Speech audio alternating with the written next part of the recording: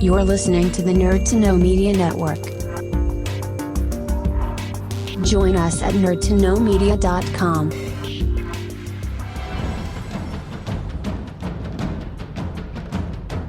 Broadcasting from the Blanchardstown Centre, this is Phoenix FM.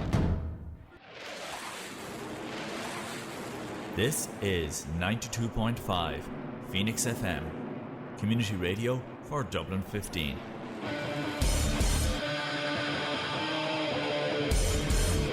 Hey everybody, it's JB Jeremy Borash, and you are listening to Darrow O'Connor on the...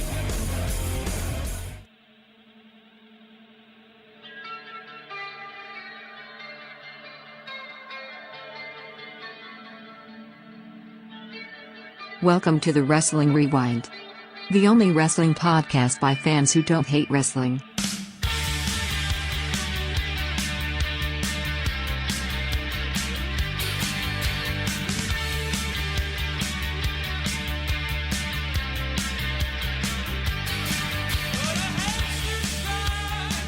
Alright folks, and we're back here to talk about All-In, which of course everybody yes on enough pay-per-view. Of the crap, enough of the drama, enough of the bloody backstage rumors, and let's get into the show, what wrestling is really about.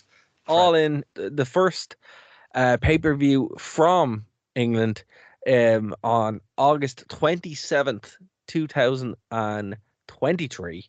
And the show started off, obviously, look, there's tons of show. There's tons of stuff before the show came on, but I think the real kind of talking point here was what started the show, which I think surprised everybody, which was CM Punk. Hold on, no, I love you to bits, Dara, but I'm going to disagree with you here, because the 0 hour, the pre-show. You want to do 0 hour? Okay. Well, no, very briefly, but sure. Only not because I'm determined to keep you here all night, but only because it played a pivotal role in the main event. Because the first show on 0 hour was MJF and Adam Cole versus Aussie Open for the Ring of Honor World Tag Team titles.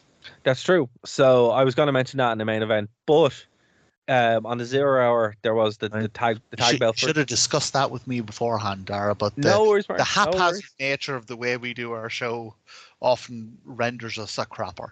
True, this is true. But yeah, so 0 hour kind of it was a nice way to bookend the show, really, because it set up what would happen later on. Do you know what? Actually, it was kind of genius booking.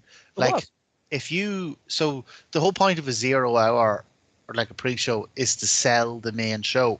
Yeah, it's basically a telemarketing show. Yeah, because it goes on YouTube for free. Yeah. So you're going to put your two biggest stars, Adam Cole and MJF, on the pre-show. Like, okay, firstly, that's going to get loads of people watching the pre-show. But secondly, that's going to get loads of people in the seats for the pre-show. So even when your pre-show was on, you're looking at a packed stadium. It was kind of genius. It absolutely was. I know you don't like admitting it, but Tony Khan's a really good booker. No, he's not. But I love you, Dar. The match was good, but it did kind of set up what would happen many hours later. Yeah. Hook defeated Jack Perry for what was it, an FTW rules? Yeah, I mean, it's not, so it's the FTW Championship. It's not a legitimate title. It's basically Taz's old title from when he was in ECW that he used to just carry around himself. So it's kind of like a cool throwback kind of thing. Like, it allows for personal feuds and stuff, but it's not actually a recognized championship. Can I just say that during this show there were two title matches for titles that don't exist? Yes. but like both of them, silly. like, actually, like, they make sense. So like the FTW thing is like, it's, again, if we're talking canon, it's not recognized in any way by the company. It's literally whoever holds it just holds it. And then obviously the whole thing with the real world title is, I kind of love it. That's fair. I have to say, I'm surprised no one has done the thing that happened in ECW when Sabu won it, and he just put like a sticker over it with Sabu on it. I kind of wish they did that because they've redesigned the belt, Sabu obviously. world Yeah, title. no, they've redesigned it. So it used to just have like Taz up on it, but then he just put a sticker over it with Sabu, like one of the white stickers. Is this like when we were doing the WCW arc and Lance Storm used to come out with the US title, but it was just with a Yes. Canadian sticker over the front? Literally, it was that, but one of the white stickers that you'd like, That's get in a stationery amazing. shop. I actually love that.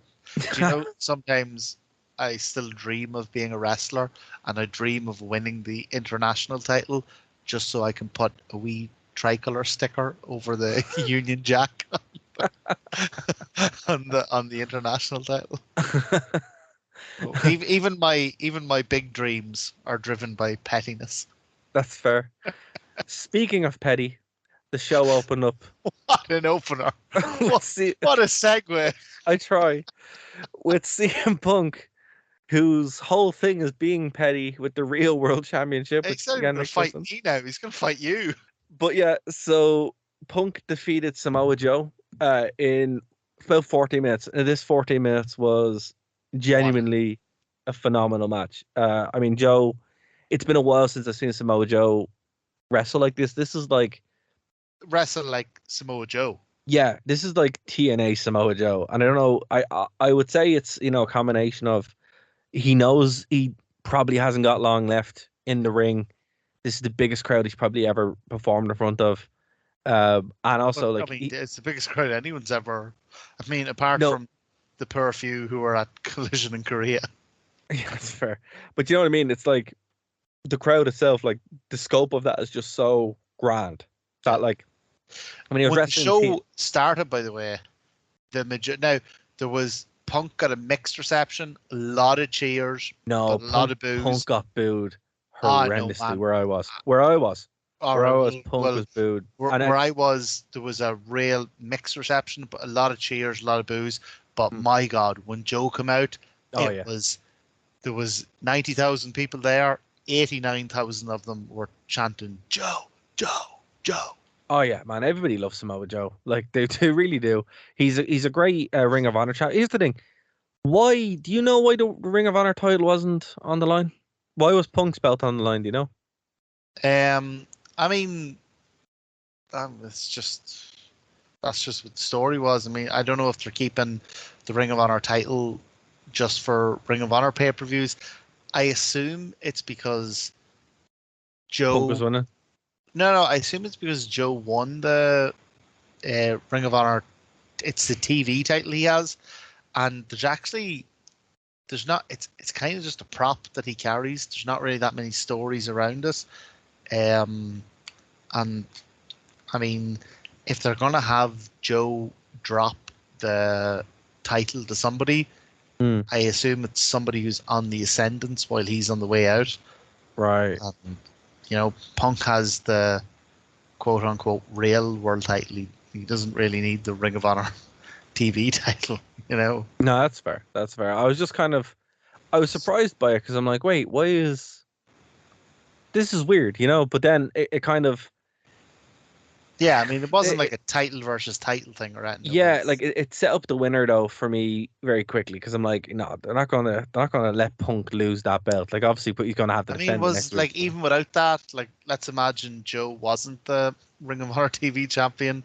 Like it was an amazing match, and like they had my heart in my mouth a couple of times. But like, was the result ever really in doubt?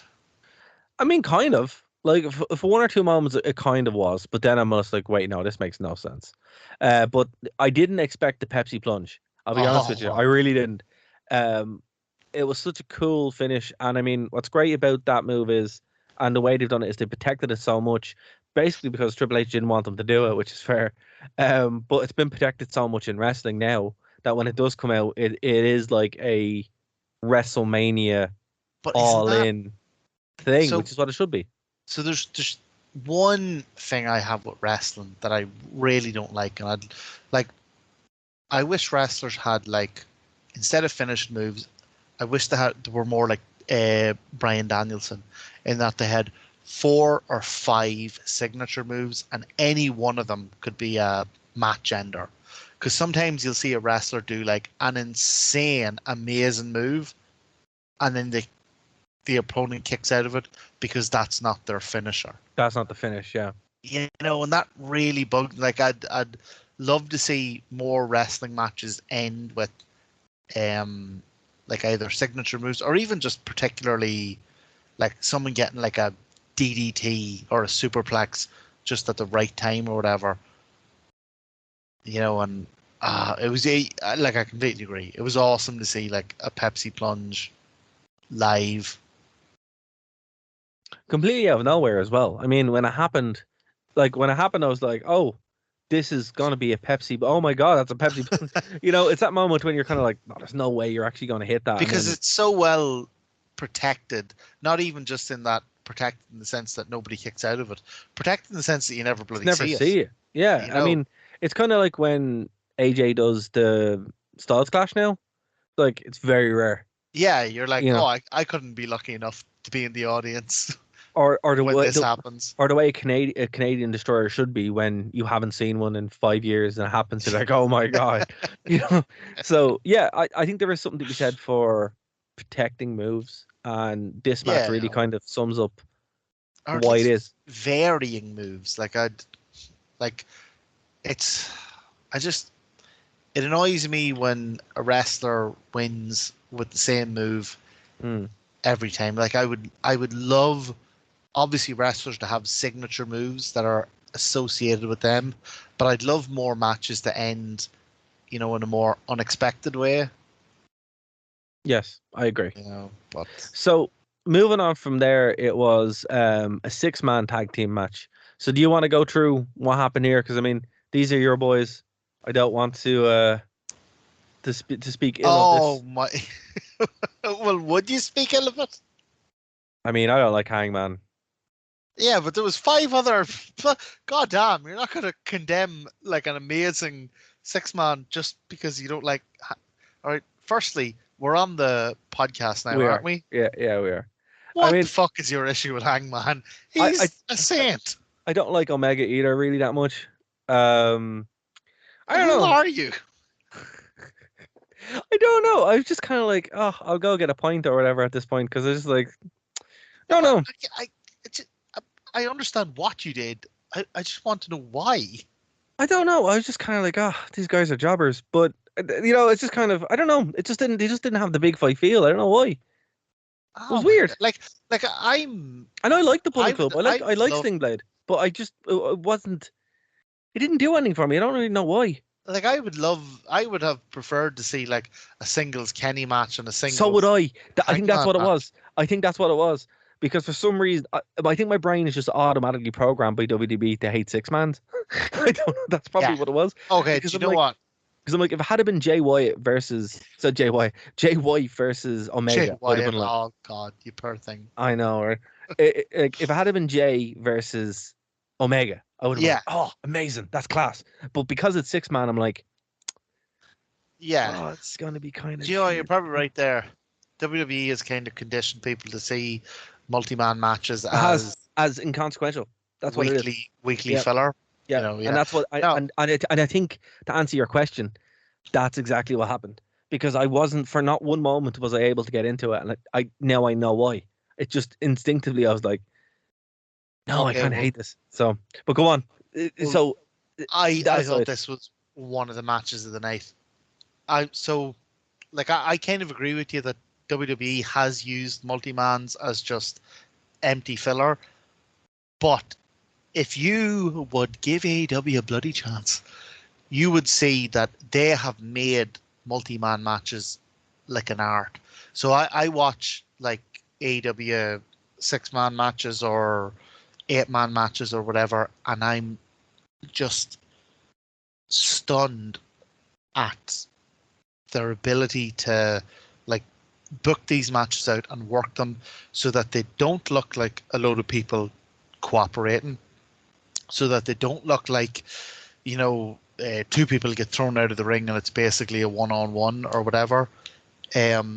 This match, aside from being just technically brilliant, just a fantastic match, like hard hitting, like brilliant spots, like everything looking really fluid and natural, not set up. Apart from all that, the fact that it ended with Konosuke Takeshita pinning Kenny Omega, like they've one of the things that AEW gets criticized a lot is that oh yeah, they're really good in the ring, but they don't set up stories very well. Man, this is a story, and Konosuke Takeshita has pinned Kenny Omega. Like AEW, I actually think they do stories, but they do the majority of their storytelling in the ring. You know, they don't drag people out and do a 40-minute monologue. You know, we were brothers, and you have, setting out the plot points. You have betrayed me, and therefore now at the next pay-per-view I will wrestle you to event. Like they tell their stories in the ring, and you saw it later. And now at WWE Fastlane Revenge. Yeah, now at Fastlane, I am going to avenge the thing that you did to me at the previous pay-per-view, and if you have forgotten, here is a video package. And now you have seen the video package, and now that is like, mother of Jesus. But actually a good example of it happened like later on in the main event, where they told 4 or 5 different stories with no words, purely in the ring. Yes. Like MJF got Adam Cole up on the commentary desk and hauled him up for a pile driver, and then couldn't do it, couldn't go through with it. Let him, like, threw him down, and then what did Adam Cole do? He spun round and threw MJF on the desk and pile drove him on the desk. Like, that's storytelling. Not every storytelling needs like a love triangle and a 20-minute monologue, like this 20-minute monologue that I've been giving you. And we will get to the main event, because that was one of the points I wanted to bring up, but it's a good one. It's a good one. So look, the next match was actually quite good. It was a super kick party. FTR defeated the Young Bucks. I have to say, I was surprised. You just say it was quite good. It was quite good. Give me my ticket back. In retrospect, give it back to me. I mean, look, it's FTR and the Young Bucks. It was everything that I expected that to be. The crowd made. Do you know what your problem is? You're the same as everyone else who watches AEW. You're bloody spoiled. You're used to 5-star matches now. You're like, FTR Bucks, 5 stars in Wembley in front of the biggest crowd ever. Kind of what I expected. It is, but I didn't expect anything less. I mean, if it had been terrible, it would have been like, what was that? Yeah. That's the thing. It's FTR and the Young Bucks. 4.5 stars. I want a refund. Oh my god! I mean, I hate wrestling media so much, and we're wrestling media, and I hate us. I mean, what do you want me to say? It was 21 minutes of a solid match. It was 21 minutes of a goddamn brilliant match. I know. Come on, dude. Come on now. Come on. We're bringing it back just a bit. I've seen better books match. Okay, you know the thing that what could have made this better? Let's put it that way. Some kind of I don't know, pizzazz. You know, it's like the Bucks had the flash and they had the thing, but there was nothing to differentiate this from any other FTR Bucks match. That was the problem. So there was nothing to differentiate it from the 2 other FTR Bucks matches that have existed. That's the thing. But you'll sit and watch bloody, what do you call them? The New Day have the same match with the Usos 40 times. No, I won't. No, I will not. I will leave the arena because that's actually, yes, you're 100% right. You have literally done. Yeah, I have. I have literally. But it's still unfair that you leave it after the 40th match for WWE. But the Bucks and FTR will put on only their 3rd classic, and you're like, oh, I've seen this 5-star classic before. Look, there's different expectations. With AEW, you expect in-ring mat classics. That's all I'm saying. Yeah, that's yeah. But I will have to say the placement of the matches were quite good because they didn't burn out the crowd, which I mean I was extremely surprised by. Oh man, I was extremely surprised by that. This whole show flowed incredibly well. Like every time I went to get out for a drink, like I was raging because I missed something. Yeah, it was weird. They weren't really ones for the like. There was some downtime, but it was in like surprising places. The biggest downtime of the whole night and the most painful moment of the night was Jericho singing.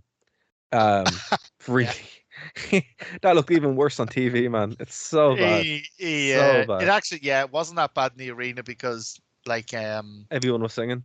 Yeah, and the arena's not set up for like a concert, so it was quite echoey and stuff. So on TV, it was. My God! Oh my God! I would. Like I love Jericho the wrestler. Yeah, Jericho the wrestler is great. Would not pay to go to a Fozzy concert. Well, look, they can't block me again. So listen, Jericho. Actually, hold on. He could still block me. So. Jericho, Tara's views do not represent the totality of Wrestling Rewind. Listen, Jericho, buddy, gotta stop. It's really bad. Like I've never been to a Fozzy gig. Is he like? No, it's real bad. Like the review that got me banned was I was reviewing for a place called Planet Mosh, and they said here's some tickets to go see Fozzy play, and a couple of young fellas were opening for them, and they were friends of mine, and yeah, they were great, and I was just watching the review. I was watching them play, and I realized that I'd been blocked on Twitter from the review of the Fozzy CD that I wrote like a couple days before. So that review was me just saying how great my friend's band was and how bad Fozzy were. But here's the thing: he's on, like their singles and that sound really good. Yeah, it's called Auto-Tune. Is that what it is? That's what it is. Yeah. So, like, it's weird because like Jericho released, Fozzy released the first album, which is all covers and it's all quite good. And they kind of have one or two good songs. Like, what was it? Happenstance? Is that the one that was afterwards? Enemy. You know, the one that TNA used for ages, which is very bizarre. Oh, yeah. Yeah, that's a good track as well. But I think it is Auto-Tune. Like, even when I was watching it back, they had like Jericho miming. He was miming. But it's why not have him mime? He was miming, but they had him miming to a live track. But that track was Auto-Tune, and it was just this weird mix of like. Because you could have him mime to the actual thing, and that because he's a heel, that could be part of his character. I mean, work for Double J. You could even have him like deliberately mess up the miming. You know, all I'm saying is what they should do is, I mean, they had him backstage. Could have brought out Double J. Yeah. But they couldn't brought out Double J because backstage what they needed was the Road Dogg. That's true. They needed a roadie. Former number one contender. Former number one contender. 3 seconds away. So is it then like and like I say this as someone who loves Jericho the wrestler, I have absolutely zero stake in Fozzy. Is it then the case that Fozzy is just a band that lets Jericho front because Jericho. His fame brings. Yeah. I mean, and I think this is like where you really saw Jericho's inability as a vocalist is when he did the Queen thing, because obviously they're in Wembley and they were going to do a call in response to that. Woo! But it was just like, oh, you cannot hold this, buddy. This is not good. Yeah, it's not good. But look, I mean, that was the most painful thing of the night, and the only thing that really like was let down by TV, because when you're watching it on TV, like when you're there, I don't know what it was like for you, but when I was watching it, it kind of felt like a WWE show. Like, I mean that in a good way. I mean, like the actual presentation of it was so good. It was like WWE level. Honest, so I was surprised when I watched it back because live in the stadium, it actually sounded pretty good. But then again, live in the stadium, like to say, there was 90,000 people. I was 11 pints deep at this stage. You know, so what do I know? It was just when, watching it back, it was the most surprising thing. And the only part, like, the only real down point of the show, was Jericho singing. And it's like, you know what? They should be like, listen, man, you You're just can't- determined can't do that never anymore. to get unblocked, aren't you? He won't unblock me. I've apologized before, but I mean, he's just terrible. Like, it's just bad performance. But anyway, so that was the only real kind of downside. But I have to say, so this was my first Stampede Stadium match that I actually watched a whole lot through, because I usually fast forward through it, you know. Oh, even through the original one. Yeah. Oh Yeah. man, I always thought like it's definitely not the same now. The crowds are back, but see at the time with like wrestling being in the state it was during the pandemic, like people really adjusting to there being no crowds. I thought the original Stadium Stampede was just genius. Like, Yeah, no, it's good crack, all right. But I mean, those kind of big spot fests, I would always just kind of go through anyway, yeah, you know. it's an absolute spot fest. You know, because you're just kind of like, right, you're There's going not for this even now. any question. You know what, right? I was watching Jim Cornette's review of the show. Oh. Like, why do I have so many similar opinions to No. Jim Cornette? No. And he was like, you don't. You're just ill. You're ill. no, and he was like, oh, and I was fast forwarding through some. I'm like, oh my god, that's what I do. I couldn't believe it. I was like, Martin's gonna be so upset. I know. I'm sorry, buddy. I'm trying. Just ill, Dara. You need help. Remember, all the TNA. That's the problem. Yeah. All the TNA. You got PTNASD. I have to undo all the TNA. So, you know, I'll get there eventually, but at the time it's just like, you know, it's like you get the white knuckle thing when something happens, you're like, oh my god, it's TNA again. It's probably a good thing I wasn't in the arena. I would have proper flashbacks. So I was looking at the signs, and somebody in like the fourth row. So The fourth row. The fourth or the fifth row, right? Right. So when I was trying to get tickets to All In, I was like, look, this might be the only AEW show I ever see live, so I'm going to splurge. Like, I'm going to go all out and I'm going to get the best tickets that I can. And I ended up spending £270 for my tickets, which were good, but that's good. Were still, they weren't in the ground or anything. They were in the front, the first tier of tiered rows. To get like a seat in the the front, not the front literal front row, like the front block of seats, you're talking about £1,500, right? Oh my god. Someone had spent £1,500 to go to an AEW show and to hold up a sign that said Twinkle Toes McFinger Bang. So someone who hates AEW spent £1,500 to go to an AEW show just to hold up one of Jim Cornette's tired owls. Like, I will never understand that. Like it's like me spending £1,500 to go and sit in the front row of Payback with a sign that says, Roman, stop monologuing your way through matches. Like, it's just.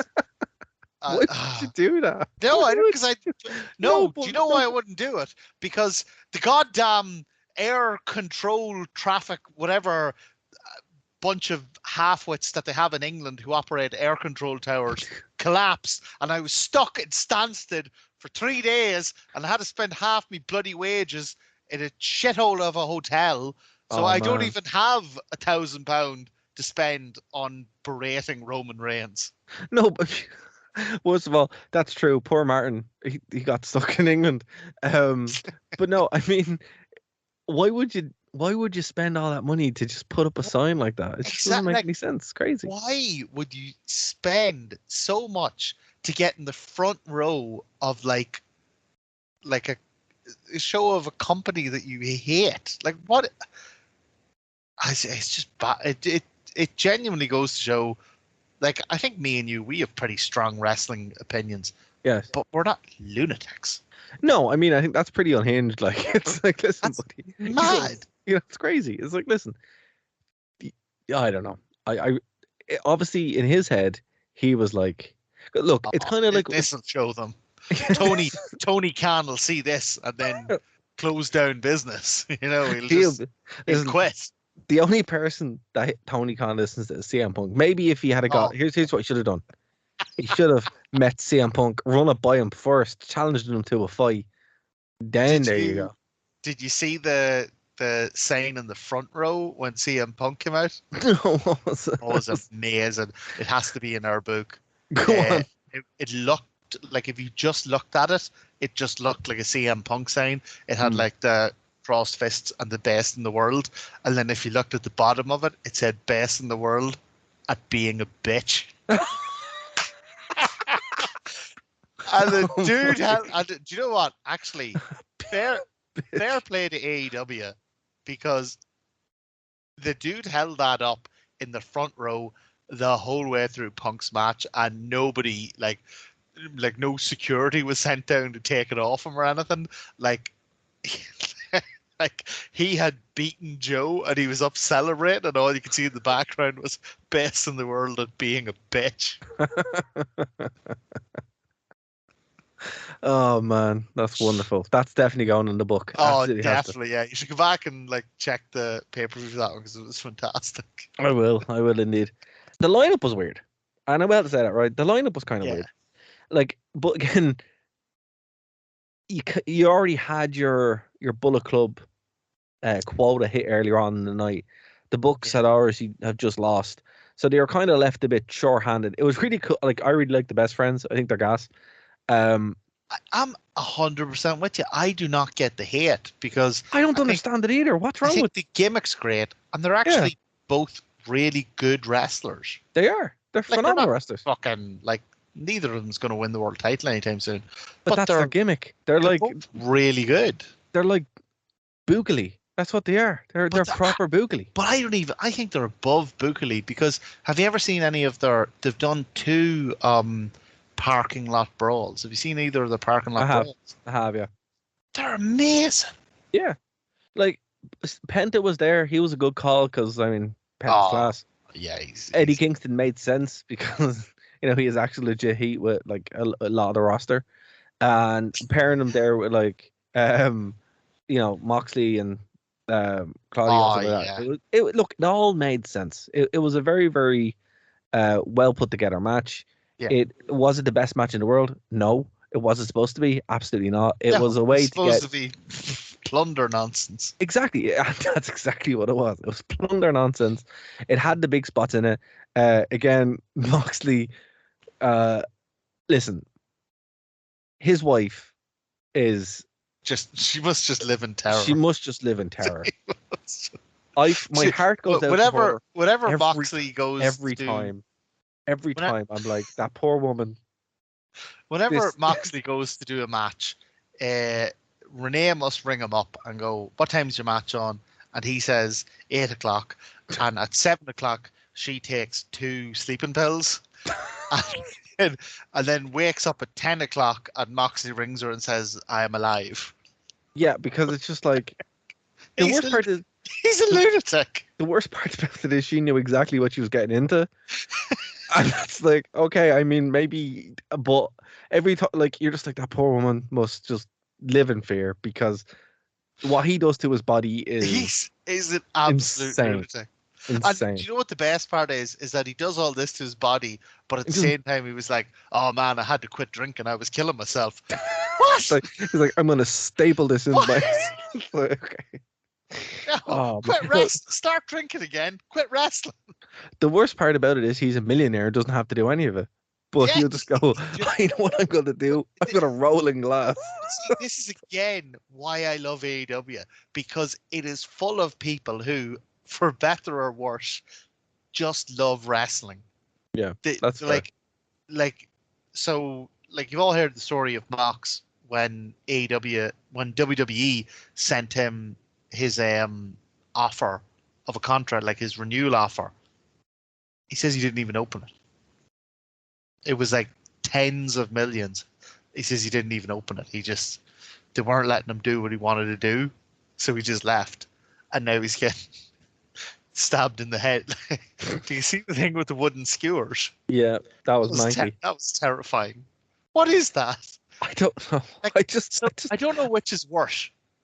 either they're, because they're standing up, so either they're in the skull, or the tip of them is so narrow that they bend and they go in the space between the scalp, and that sounds even worse. I just don't know why he can't just have a match like a normal person. Yeah. He can't just take his millions of pounds and have an 8-minute match and go back to his hot wife.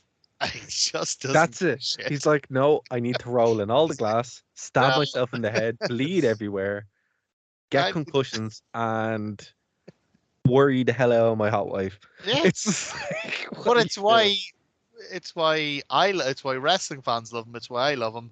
And I know we're only briefly mentioning it, but it's why, even though it's actually been a kind of a terrible build and the overall pay-per-view doesn't look great, it's why I cannot wait for All Out on Sunday, because Jon Moxley versus Orange Cassidy is a goddamn main event. I cannot wait to see that. Well, even if the whole pay-per-view is crap, I want to see that. well, we'll be talking about that next week, because that hasn't happened yet. It's happening on Sunday. But I'm looking forward to that too, actually. The card looks pretty good, to be fair. It does, for very little build. And the Ring of Honor title will be defended as well, actually. Oh, yeah. Can't wait. So that'd be pretty cool. Right. So from there was... it's weird, right? Because I was talking to a lot of people last weekend, actually. Obviously, because it's, everywhere you went. And I was wearing a Bullet... handsome, amenable man. Why? Well, thank you. I was wearing a Bullet Club hoodie, right? And obviously... that just draws people to you.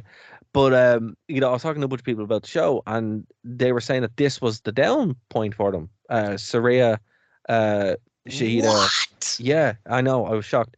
Shahida, Britt Baker, and Toni Storm. Now, look, I really like all of these girls. I did think Britt Baker should have went over, because she was like way more over than everyone else. But Saraya's hometown. She got Queen. It made all sense in the world for her to win.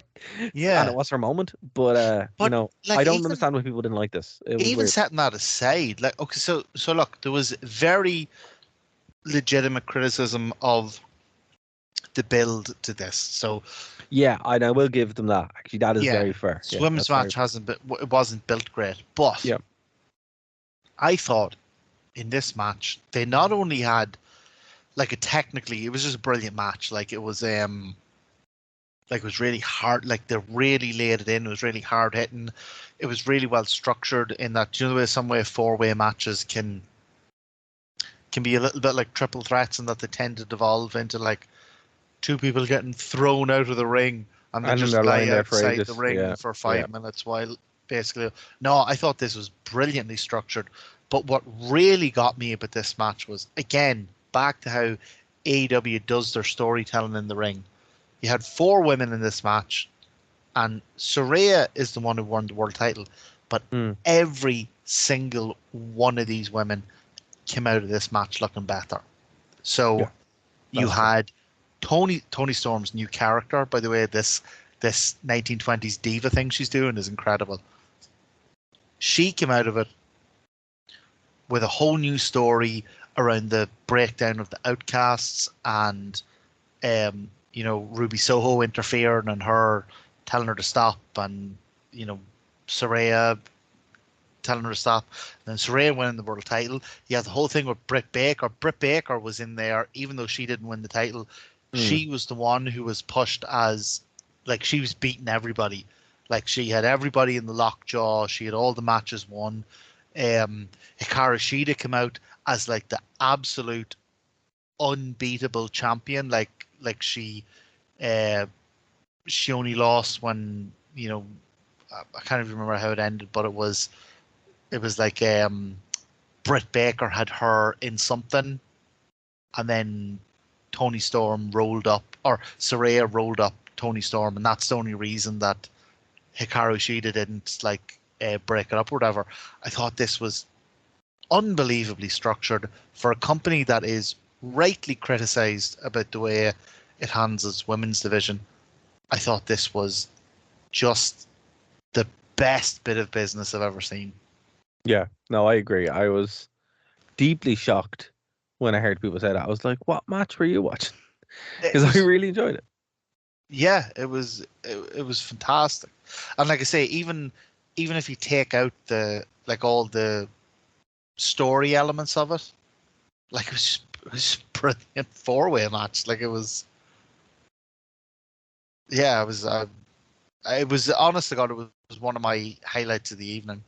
And then even just the feel good, like Saraya winning the title in England in front of the biggest crowd ever, 4 years after she was told, or 5 years after she was told she'd never wrestle again. Like, you have to be a real. We're on the podcast. We are. Oh God, you have to be a real wanker not to just Yeah, not exactly. not to be able to just look at that and go, ah, that's brilliant. Exactly. And that's kind of what it did for me. I was like, oh no, this is, even though I'm a bigger fan of the other girls in it, Yeah, I was still happy sa- for Saraya. same here because Saraya or Paige was big in WWE during the period where I wasn't watching, so I Right. have no connection to her. I have much more of a connection to Britt Baker, and in fact, Hikaru Shida would be my favorite of all of them. Apart from maybe now Tony Storm's new character, which I just have you been watching the weekly show? No. Okay, so Tony Storm, since she lost the world title, she's been doing this character where she's like a 1920s film star. She's like wearing these gowns and she doesn't trust anybody, and it's so good, as she does it so well. But yeah, just I don't know. I would question anyone who. Okay, people can have their different views, but anyone who says that this was the worst match or the piss break match, I'd question that. That's fair. The next match was kind of disappointing because I missed it. Sorry, I wasn't there, which was annoying because I was like, I hung out for as long as I could, and then I was like, I'm fading fast.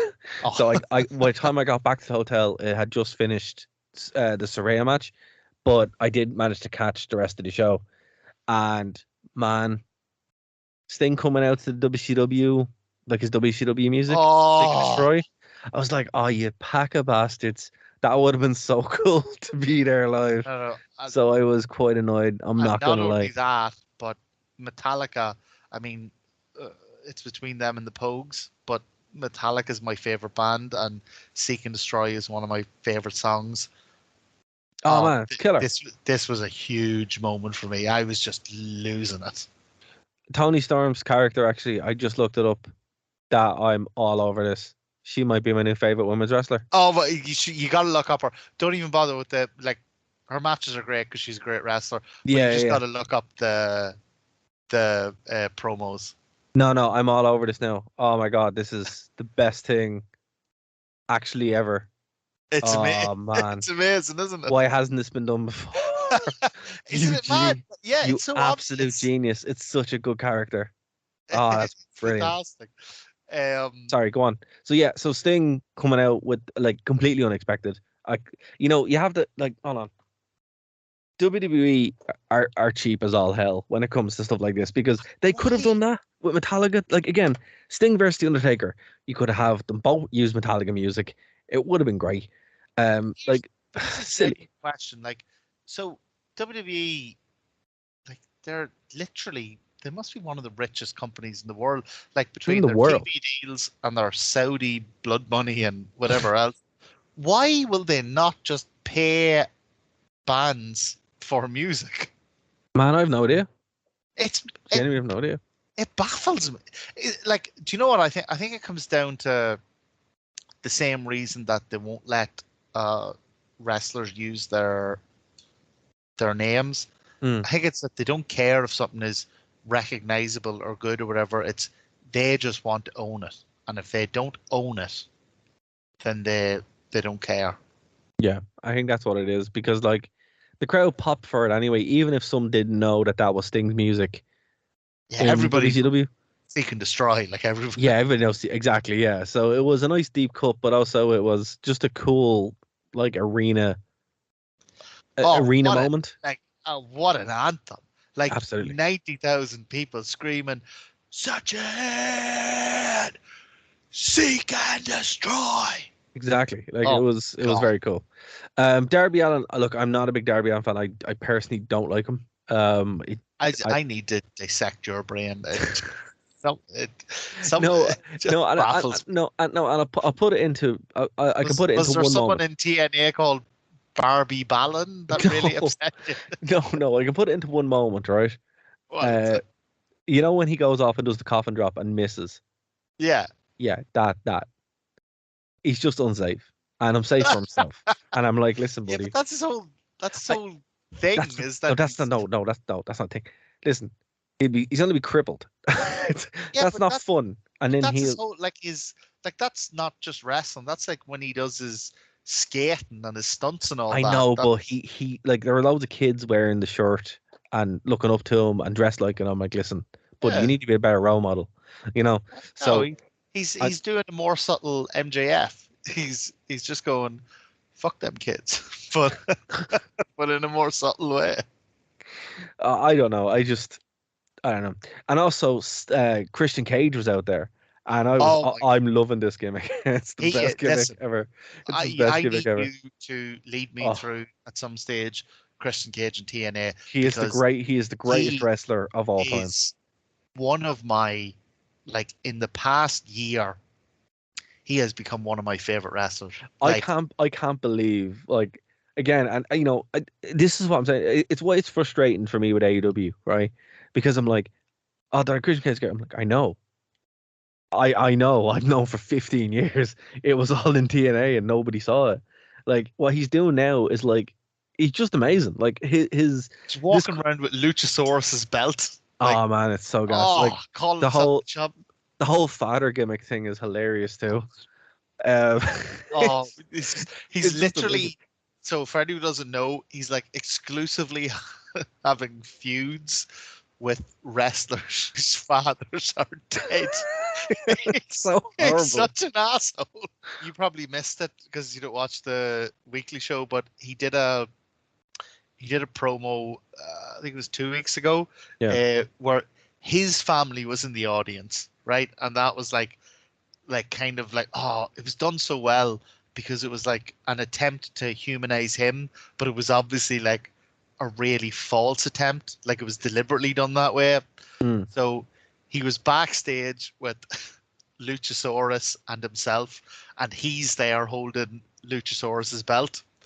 And then his daughter comes into the shot, and he does the promo with one arm around his daughter, going, you know, right here, I'm fighting for my, like, people think I'm the bad guy. I'm out here fighting for my family. I'm doing what everyone else here is doing. I'm just trying to keep, food in my family's table, blah, blah, blah. And the wee girl goes, Daddy, can I hold the belt? And he goes, did you win this belt? You think you get to hold a belt? You didn't earn it? Like, get out of here. And then he kicks his child out of the...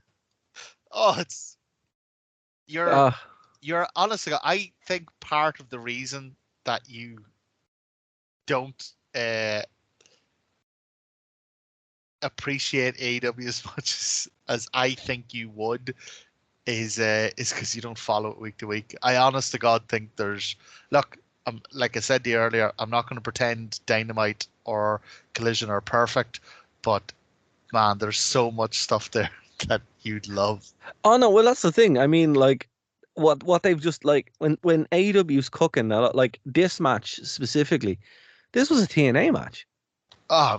This is what this was though. This was a casket match that I've seen in TNA. Like literally, like when we're going through TNA, you'll see these kind of matches pop up.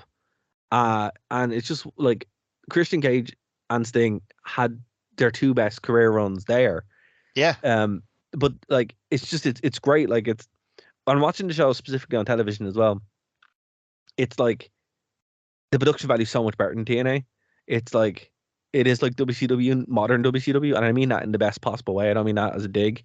I completely get what you mean because it's just genuine. It just genuinely is like it looks exactly like WCW would now because it is, So it's like it's like you're getting really choice cuts from TNA in WCW, which is what it always should have been. Yeah, which is fantastic. Which is great. It's fantastic, yeah. And this match was really, really good. Can we so obviously we've gushed over Christian Cage very deservedly, but can we also talk about 62-year-old Sting? Oh man, just absolutely out there killing it in the ring. Like we're not going to pretend he's like peak Sting as he was when he was, in his 30s or whatever. But my God, like he's not out there like a legend who's been carried through a match. Like he's out there working. He's brilliant. Yeah, Sting's amazing, but Sting's always been amazing. That's the thing. And what's interesting is these hardcore matches actually suit him quite well. Because again, like he is that little bit older, but it also gives him time to shine. Like, I mean, being in there with Darby, who's intent on being a cripple in 4 years, it's like, okay, man, you want to do that, go nuts. It's like the Jack Perry thing. It's like, you want to use glass here, use all the glass in the world. And it's just like, hey, you want to be a cripple? It's like, cool. I hope you're able to do wheelies in the wheelchair because that's what's going to happen. I got. So not to toot my own horn here, but during the show, I was like that. Sorry, that coffin drop onto the coffin was horrendous. Horrendous. No reason to hurt yourself like that. It's insane. Sorry, go on. But here's what I don't get from wrestling fans is like who goes, oh, no reason to do this or do that. Like the whole point is that they're out there to hurt themselves for our entertainment. I don't think so. So I mean, when I see that, I'm not like Darby Allin does something mental. Like my instinct isn't to lecture him. My instinct is to go, oh my God, thank you so much, you lunatic. Yeah, I know, and it's not a lecture. It's just kind of like, you want them to have a career. It's like, did Mick Foley teach you nothing? The man can't walk upstairs. Like, yeah, he can, but he also had an amazing career. Like, that's true. Like it all comes down to like, what do you want? Nah, that's fair. That's fair too. I mean, and that is really the two sides of it. But like every time I see him do it, I'm just like, can you slow down a bit? Like just a bit. It's just a bit. Like it's like what you were saying with John Moxley. Is like, Yes, Mox is just. But like even when I say it about Mox, I say it out of like admiration. But it's like what we say about chair shots. It's like what we say about unprotected chair shots. When we're watching them from back in the day, we're like, oh, it was a great chair shot, but also like, oh man, it's just this. One would have been amazing. Didn't need 4. Yeah, even still though, you're like, man, that made a great sound. But then you're also like, man, that was someone's skull. Like, you couldn't have put one hand up. No, just the one up. No, okay. Or like Ken Shamrock, just take it full in the face.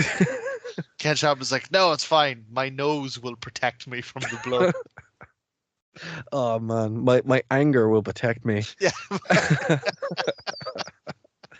But yeah, look, the match itself. The match itself was great. It was a good time had by all. We are going to I give you my word. We're going to watch more Christian Cage from TNA. 100. He again, we were talking with Terry Funk earlier, and I completely admit I have not seen his like back catalogue. Like my knowledge of Funk doesn't come from Funk himself. It comes from like his Japanese death matches with Mick Foley and stuff like that. Same with Christian Cage. Until he started in AEW and until you started telling me about his TNA run, I've only ever seen him as like Edge's partner, and now he's one of my favorite wrestlers. Like I love him so much. Oh man, and I mean that's kind of like the sad part. But like when he showed up on Impact, he's like, I'm going to define myself. And he did. And we're going to go through it because it's like there's just such phenomenal stuff from Christian Cage. Yeah. That I don't even see him. I see Christian Cage and Christian as two totally different wrestlers. Because they are. They're like completely different. There's Edge's partner. And even still, then when he was doing the Christian you're on your own thing is brilliant. But when he makes that transition to add Cage onto it, different ball game. Look, speaking of which, Will Ospreay defeated Jericho. And look, Will Ospreay in the ring is amazing. Now, listen, Dara, before you review this match, I'm not going to review. I'm going to say something controversial, but go on. I think you need to review the match and the entrance separately. I don't think it would be fair to drag down the match. No, I'm not. I've already said what I said. You've said what you said about Jericho's entrance. It's not fair, right? Will Ospreay talking, and as a person, I cannot stand. He does the whole bro, blah, blah, blah. What do you mean, bruv? Yeah, bruv. I can't stand it. I'm like, cut the man's tongue out, please. Don't like to call bruv, mate. Maybe I call you mate, bruv. Yeah, I hate it. It's like, cut the man's tongue out, or sew his mouth shut, and it'd be brilliant. Just never say anything, please. Never say anything ever again. That's why he gets over so well in New Japan. Nobody can understand him. That's the thing, and I think that's the appeal of it. It's like, if you have no idea what he's saying, you'll be fine, because he says nonsense. The man cannot cut a promo because he's not saying any words. He's just nonsense saying bruv over and over again. It's like, cool. Bruv, gotta go up the apples and pears. Exactly. Look down like Luftwaffe in 1942, bruv. Yeah, mate. It's total nonsense. That's it. It's complete nonsense. And I'm just like, all right, man. Pork pies, what you are. But that's why, like, it's weird, because it's like, right, when he's not talking, he's unbelievable. And in the ring, he's probably one of the best wrestlers in the world. Sensational. But the minute he starts talking, oh my God. You know what they need? Actually, they kind of figured it out. Having Don Callis out there actually helped a great deal, because Don Callis is a great talker. Just let Don say everything. Never speak. They should do an angle where all his teeth get smashed in, in real life, and then he never talks ever. He's actually one of those ones that I would let him talk in very limited capacity. It's like Lashley. Actually, sorry, it's only like to get over how much of an unlikable heel he is. It's like Bobby Lashley. Bobby Lashley can never talk either, because he talks like Michael Jackson, right? So he does. So he talks like Michael Jackson, and I mean, that's the thing. Will Ospreay talks. I don't know what he talks. Bobby about, Lashley, I'm gonna kick the hell out of you and take your title. What do you gotta say? That's what it's like. So they figured out having MVP with him there actually helps, and it does. Same thing here. Don Callis should just speak for Will Ospreay all the time, because it's like, I notice. By the way, is amazing. And no disrespect to anybody, obviously, who's English or whatever. We have a big English fan base, blah blah. But the whole London bruv thing is very incredibly annoying. It's like when you're in Dublin and someone's like, oh fucking Jesus, oh hell, that's also very annoying. But no one's on television. Imagine you had a wrestler he was just like, oh buddy, euro. Yeah, it's like, oh bud, you got to learn the euro for a hostel. That's literally the equivalent. For our listeners who don't understand why we're annoyed, it's literally that. Like, it's the equivalent of that on wrestling, and I can't handle it. You're not even saying anything. If you're a wrestler in Cork who's like, catcher says, bye. Bye. Bye.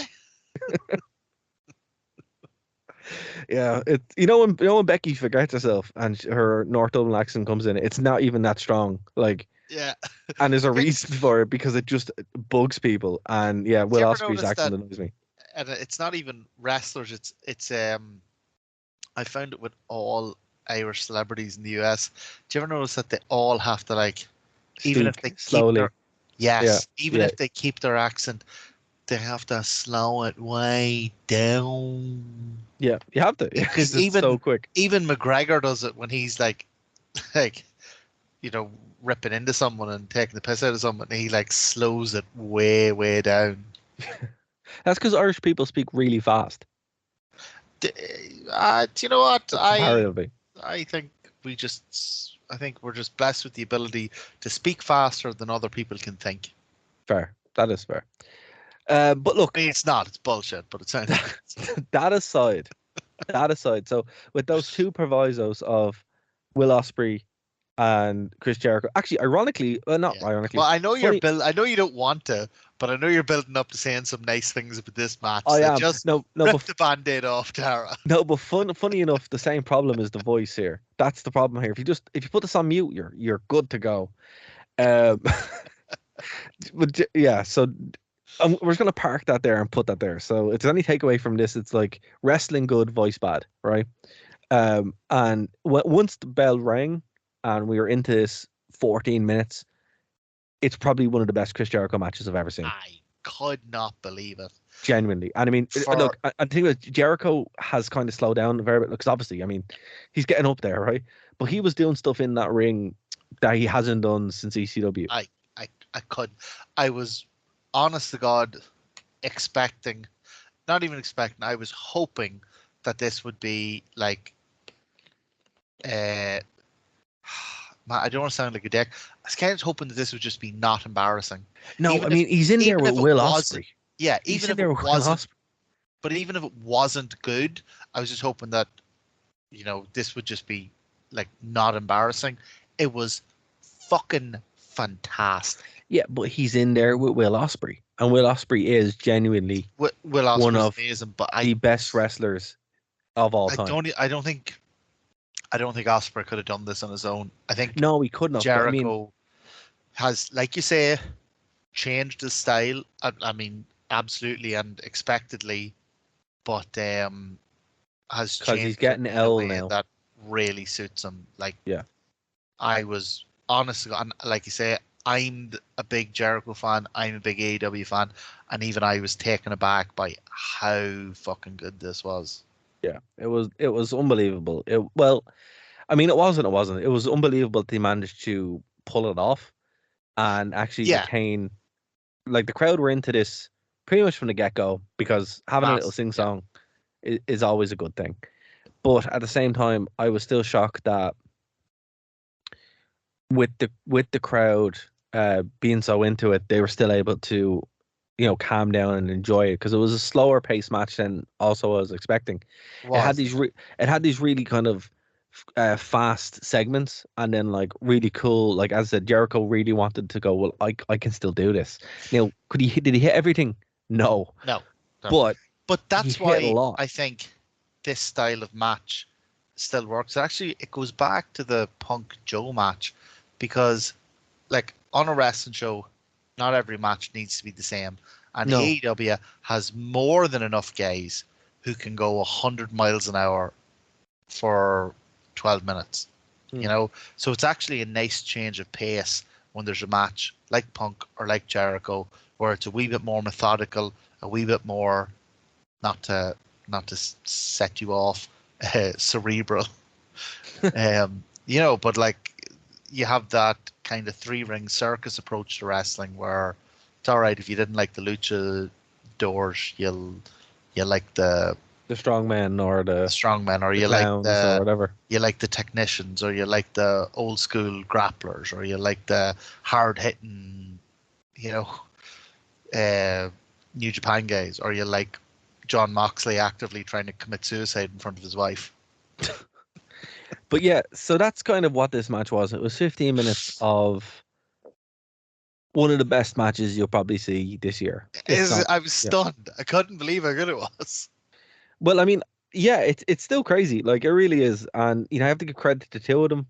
As I said, it's a shame that Jericho decided to harass everyone's ears and Will Ospreay talked. But other than that, I think that's literally, like, I love Jericho, and part of his ego is part of his character. Like, that's part of what you love about him. But he's crossed the point. I call it the Hogan effect. Oh, yeah. He's lived so long in it, he can't tell the difference. And it's also happened to the Punk. 100% did that because he wants to be able to say that he sung at Wembley. He wants to be able to say Fozzy played in front of 90,000 people. At Wembley. That is it. Yeah, that's purely it. That's purely it, yeah. Do you know what? In fact, he was probably meant to beat Ospreay, and Khan told him, look, if you put Ospreay over, I'll let Fozzy sing. That's probably what happened. That's probably what happened. Legitimately. So look, the next match confused me greatly, right? So when I was walking into the arena, I saw loads of these scissors. I saw loads of signs saying "Scissor me, daddy ass." I was so fucking confused by this, and the whole scissor me, daddy ass, not scissor my daddy ass. Very different.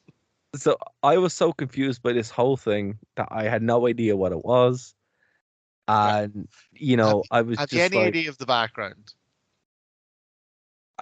Look, I know that Mr. Ass is called Daddy Ass for some reason. So... But I don't know what the scissoring thing is. You know his son's the Gun Brother or the Gun. They're called the Gun Club. Yes, I did know. Right. So basically, he was in there with his two sons. Originally, he was with them, and they were called the Gun Club. Right. And they got in a feud with Danhausen. Right. So they never, like, no asses were ever mentioned. Like, they never even referenced like any of his WWF names or anything. Right. But Danhausen got in a feud with him and the Guns, and he used to call Danhausen as his funny names for people. He used to call Billy Gunn Daddy Ass because he used to be Badass Billy Gunn, and he was the Gunn's father. Yeah. So that's a good one. he used to call him Daddy Ass and the Ass Boys. they used to do a whole thing like don't call us Ass Boys. And see what I mean? It's like you're coming in on the far end of these things that actually have really good builds. Right. So anyway, the Guns and the Acclaimed had a feud, and it turns out that the Acclaimed and Daddy Ass got on really well, and Daddy Ass ended up like leaving his own actual kids to go and join the Acclaimed, and the Acclaimed do this thing called Scissor Me, and it's kind of a mix because the Acclaimed are like one of them is gay and one of them's straight, and one of them's like Republican, like as in Yankee Republican, and right. one of them's a Democrat, and they have this whole mismatch team thing. So as part of that, instead of like shaking hands or whatever, they go Scissor Me, which I don't know if you're aware of, has certain lesbianic connotations. And is that what they're trying to invoke? Yeah. Well, okay. So it is literally scissoring then. Yeah, well, I mean, but they don't do it with their legs; they do it with their fingers. But they actually have a finishing move where Max Caster will hold up whoever's legs on the ground, and then I can't even think of your man's name, but the other guy will like drop a leg, like do a leg drop between their legs, and it's called Scissor Me Timbers. But anyway, that makes way more sense because they did the whole Scissor Me thing, and then Daddy Ass joined them, and it became Scissor Me Daddy Ass. It's just, you're missing out. You're missing out so much, Darren. So I was horribly confused by these walking through. I was like, what is going on here? So thanks for explaining that to me, because during the actual show, I was still confused while I was watching it. I was like I can imagine if you're not a wrestling fan and you see someone walking down the street with a t-shirt that says "Scissor Me Daddy Ass," like I could see you being horrified. I mean, that was kind of my reaction to all these. I could see someone seeing that t-shirt with no context and like writing a letter to the Times talking about the downfall of society. Look, I'm not gonna lie. Walking through and seeing all the kids holding the signs saying "Scissor Me," I'm like, what is going on here? Like, I'm not a parent. I've and even I'd be like, listen, this is a bit much. But no, and then it's like any shit when kids ask, you just lie to them. What's daddy? What's scissoring? Well, it's when you cut paper with a pair of scissors. Like, what do you think it is? You fucking idiot. To be fair, and that's like they did sell. AEW were well on it with selling like big foam scissors, which is still so stupid, but also so funny at the same time. It's so stupid. But so this match, obviously, again, like I was missing a lot of context, but House of Black are cool. They pretty much did a behemoth entrance, which was awesome. The entrance, like I really like the House of Black, and they're all really good wrestlers. In fact, I think Brody King might be one of my favorite wrestlers, but even I'm not going to argue that this is like the match of the night or anything. Yeah. This was all about the entrances and the story and the scissoring and yeah, so that was pretty cool. I think everybody really enjoyed it as well. And watching it on TV was quite cool. The commentary really made this, and actually, to be honest with you, the commentary helped fill in a lot of gaps for someone who, like, that's kind of the job of commentary. Yeah. And without like one thing that the AEW have over WWE and have had pretty much from the beginning is they're not, when they are telling you what's going on, it's not, they don't beat you over the head with it. All right. They actually just explain it and then Can stop, we do it? which is great. Can we do a challenge, Dara? What's right? the challenge? So we got All Out coming up this weekend, right? And I'm kind of certain that, given that we just had All In and then All Out, that's going to be the end of one cycle, right? Yes. And that it's going to be like there's a good few months now until the next pay-per-view. I think the next pay-per-view is maybe Full Gear, maybe Double or Nothing, but it's probably not going to be towards the end. It won't be till like November, the end of November, right? So I'm saying after All Out, because that'll be like a clean slate, for 4 weeks, would you watch Dynamite and Collision every week? Yes. And then kind of just report back what you think? Yes, I can do that.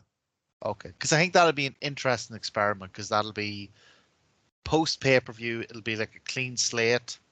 Like, it won't be thrilling stuff, because obviously, because they only do so many pay-per-views a year, it's got a slightly longer, slower build. But I think it's important, rather than come into a show like with in the middle of a storyline. I think that will be a fairer representation of what to do. Okay, we can do that. So the Acclaim. I'm going to hold you to that. I think that's going to be an interesting fair. experiment. So the Acclaim did win with Billy Gunn, and what I did like at the end of this match, they're like, "We promised you that you would, not only reclaim who you are, but you'd be walking out here as a champion, and now you are." And I was like, "Oh, that's actually lovely." I thought it was a really, really, and then he put the belt on him, and he had a bit of a cry, and it was, it was actually really nice. It was like a really cool moment. It was fantastic. And do you know what you actually missed this week on Dynamite? What? He came out this week, and the Acclaim presented him with the new titles. So they've taken the trios titles and they've turned the strap like bright pink. Yes. And they've changed where, do you know where the buckles clip at the back? Yeah. They've changed them into two scissors that interlock so that you put the belt on by scissoring. It's just ridiculous, but it was the best crack. Oh man, I'm actually just having a look at it here. That's hilarious. So, look, real quick, because it's nearly 4 a.m. here. Oh my god! So MJF versus Adam Cole on late night wrestling. MJF did win. He got the victory in a 30-minute victory. And I'll be honest with you, when I walked in, right, when I was leaving, I ran into two girls on the way in, and they're like, "Oh my god, did I miss it? Is it over?" I'm like, "No, I'm just knackered." and they're like, "Oh my god," and they're like, they were kitted out fully in MJF gear, right? Oh yeah. I was like, "What?" And they're like, "Yeah, oh my god, I can't wait to see MJF." And I was just like, "What?" And these weren't like girls with their boyfriend. No, hold on, sorry. These weren't girls with their boyfriends or like whatever. These were girls who were girls? Yeah, who were solely going with each other to the show to go see MJF. And I couldn't believe it. I was like, wow, I guess MJF is like super over. And then even when I was there, I was seeing like MJF signs everywhere. And I was like, wow, he's really over. And look, I don't understand it. I don't get it. But do you know what it is? It's fair play to them. It's the same thing. You haven't been watching the show weekly, so you haven't been seeing what he's been doing. You see, MJF is one of those wrestlers who's so good at his character. Like he's like Roman Reigns was, or Roddy Piper was. He is so good at being a heel that he actually gets over. See, when I see him, I just Kevin Nash's voice just pops up. And that's what happens immediately. And I'm like, do you know what you need before you watch any new wrestling? Go on. Therapy. You need to get over a lot of the issues you have before you can properly appreciate wrestling again. Just Kevin Nash's voice just pops up. He's like vanilla midget, and that's I can't. I just can't get rid of it. I'm like, oh, okay. So that's and that happens with MJ. The minute I see him, that's it. That's the only thing I think about. So nothing else. So you might be right, yeah. Oh my god. But no, like But I do like Adam Cole a great deal. I'll be honest with you. Adam Cole's class. Oh yeah, So and he's even smaller than I know, MJF. but it doesn't trigger like It it's like an doesn't automatic thing. It doesn't doesn't trigger Kevin your Nash. PTNASD. And Kevin Nash wasn't TNA for ages, yeah, so it's probably related. But I know I just think Adam Cole's cool and MJF is kind of lame.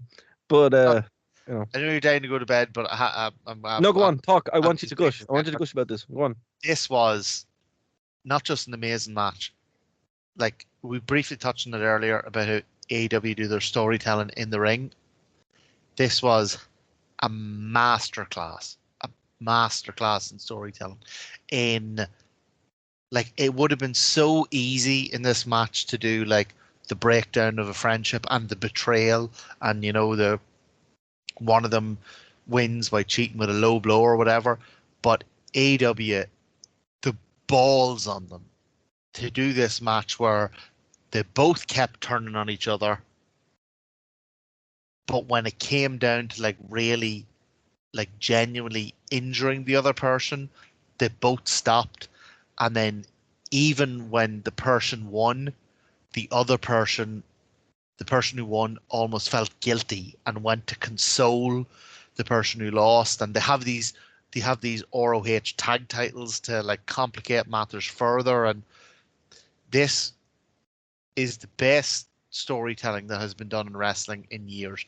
It is the adult version of the Bloodline, because the Bloodline doesn't tell stories like that. It doesn't tell stories like in the ring, and AEW is all about show, not tell, and the Bloodline's all about loudly monologue the plot points of the story as we are doing them during the match. This was like subtle and clever and gripping, and it was drama in the truest sense, in that if this had been like incorrectly handled or mishandled, you could very easily and very justifiably label it like trite melodrama, but it wasn't. It was so well done that when MJF and Adam Cole at the end of the match, even after beating the hell out of each other, even after both attempting to cheat on each other, even after both almost like permanently injuring the other person, when they hugged at the end of this match, 90,000 people like genuinely felt it, genuinely lost their minds. Like, this is the best story in wrestling. I mean, as I said, it had some really cool moments in it that I think you're right. If I was as invested as you guys were, probably would have been more special for me. Yeah. But judging by the fact that, like, look, forget what I say, because right or wrong, it is what it is. We won't forget for you what you say, because it's actually fair enough. Because whenever we review WWE pay-per-views, I'm kind of coming from your point of view. I don't watch the weekly show, so I'm watching them kind of cold and without context. So it's kind of only fair enough. No, I appreciate that, but what I'm saying is, like, there were 80,000 people there, over 80,000 people there, right? And I mean, as I was walking in and walking out, there were two signs that were everywhere. There were two bits of merch that were everywhere. Things about scissoring, things about MJF, right? So, I mean, they were the two most over things on the night. Scissoring and MJF. Yeah. So they can't all be wrong, He's mad over. But again, like I honest to God, before we do like a kind of an overall score or whatever, I genuinely think post All Out, I think you should commit to 4 weeks, just 4 weeks. And I won't make you watch Rampage. Just 4 weeks of Dynamite and Collision every week, and and then even we won't even have a point to it. You'll just have at the end of it, you'll just have an analysis. Yeah, I mean, I think it's kind of like when we were watching Raw, or the Yeah. Heats, Oh God, that was a great arc, wasn't it? and it filled in a lot of the Both of gaps us that were you'd have. so excited every week to come on. Like, oh God, you see Raw? Oh, so good. Yeah, it's one of those things. It's one of those things where you just kind of, you need the context, and at the end of the day, like, these are weekly shows, so Yeah. sometimes we do ourselves a disservice, but again, it is kind of, you're trying to find, you're trying to cover it, and there's so much wrestling to cover. But no, I think I have, because I mean, when AEW started, I actually did watch. I watched Dynamite every Yeah. week, Yeah. and then I went to Paris and got out of the habit. So yeah, I think I'm due a And trip back. like even when I watch now, like so AEW had its or Dynamite had its 200 episode there a couple of weeks ago, and they did the old intro, Hmm. and they had the old set and everything, and even I was looking at it going, God, I actually genuinely miss like sort of the first 3 years. Like it was different. Like it Yeah. has changed over the years, and I mean, I get that it had to change because they got like loads of network money and new shows, and you kind of have to, You have to roll with it. yeah, like it's just one of the sad realities. Like it isn't the same show that it was when it started, No. but it is for me. It's even though it's not the same show, and I do miss that. I think it's still the best weekly wrestling show on TV. That's fair. So look, after experience it in person, actually, let's do it this way, right? Yeah. The show in person and the show on television, because I didn't see all the show in person, right? Yeah. You did. So what would you rate it So in person first? okay, so I think that's a really, really good way to do it, because in person this was A plus plus, like one of the best shows ever. But you have to acknowledge that a lot of that is down to atmosphere, anticipation, 90,000 people being there live, blah blah blah. I did then, whenever I was stuck in a hotel in Stansted for 3 days trying to get home, I did then watch the show again back. Hmm. I think a fair summation of the show is A minus. It was a tremendous show. Couple of niggles. The niggles were explainable, in that, like, so one of the matches we were supposed to get was Omega Bryan Danielson 2. Hmm. Like, can you imagine? Like, just that would have just been the end of That the would have world. been unbelievable. Yeah. I would just watch that match and then committed to Harry Kiri. That would have been seppuku. That would have been the end of it. But we didn't get that because Bryan Danielson's injured, and He is, yeah. some wrestlers couldn't get their visas, and it happens. So, It does.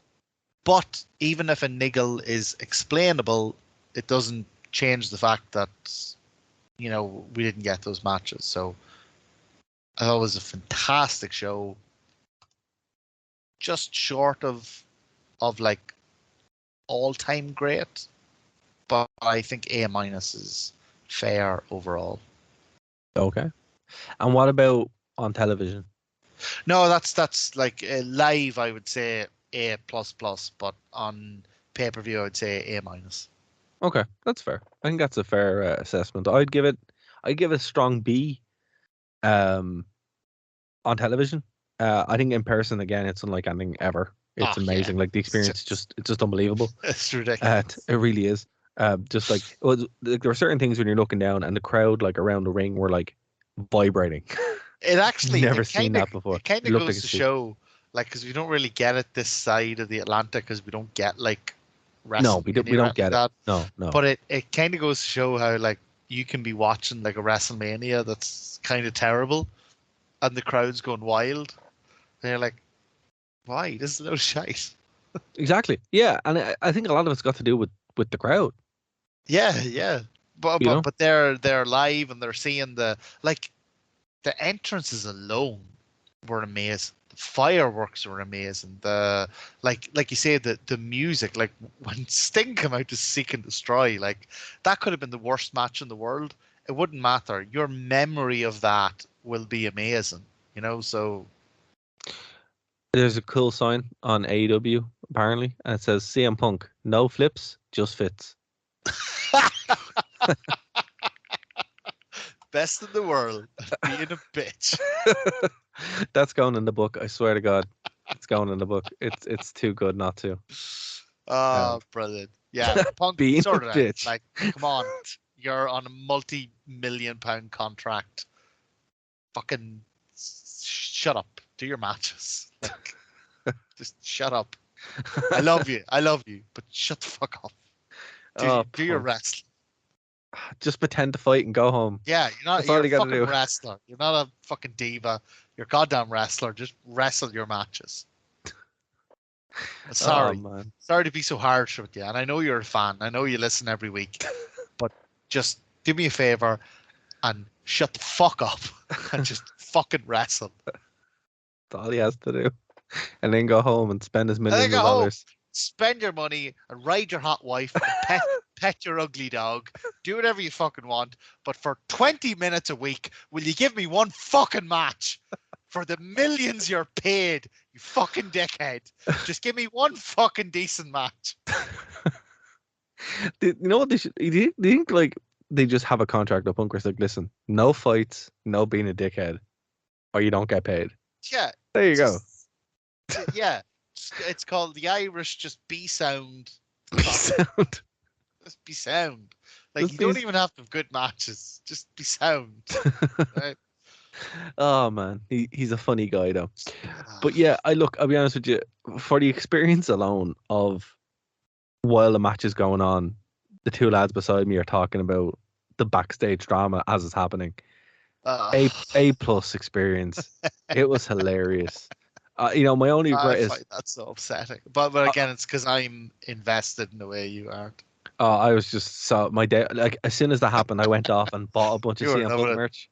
You were I was like, loving I can't wait to take the piss out of Martin. I went and bought a bunch of CM Punk merch. I'm like, this is amazing, best thing ever. But I mean, it was just it was super cool. My only regret is that I was so tired, and I wouldn't, folks. If you're listening to this and you're like, oh, I'm going to fly halfway across the world and then go do anything afterwards, you can't.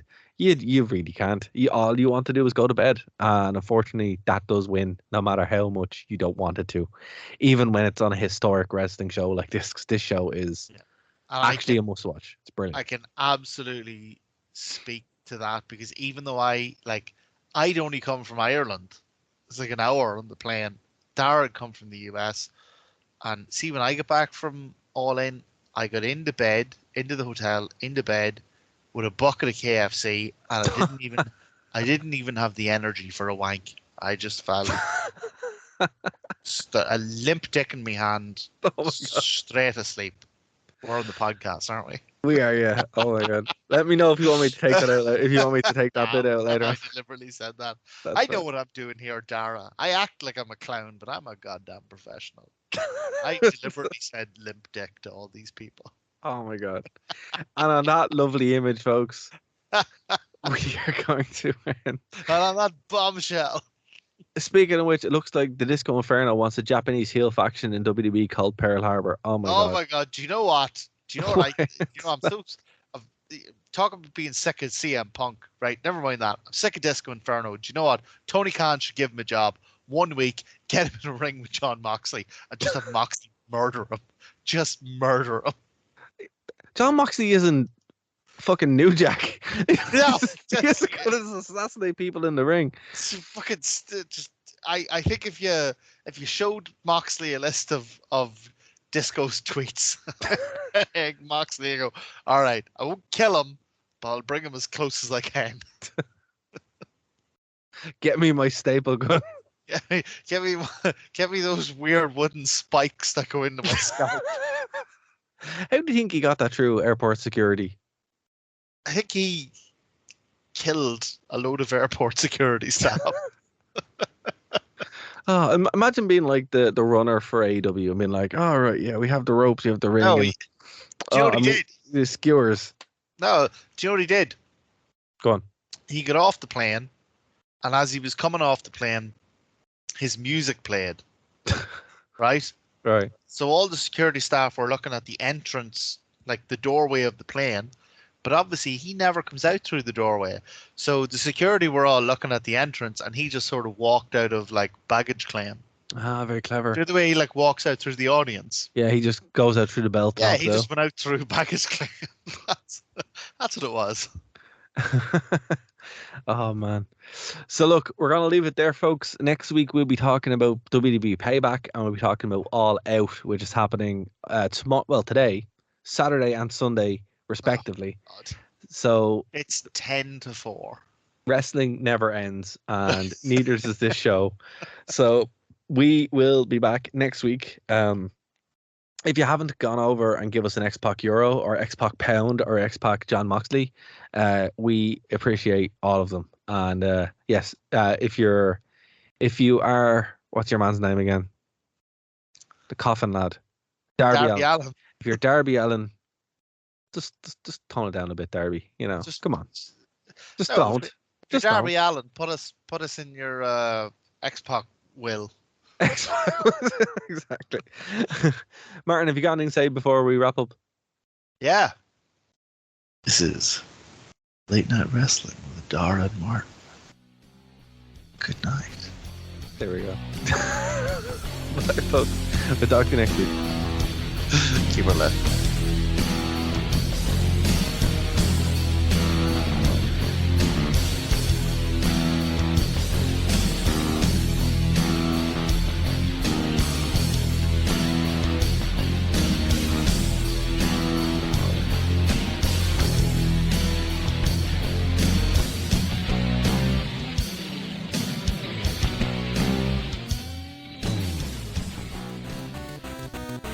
Thank you for listening to a Nerd to Know Media production.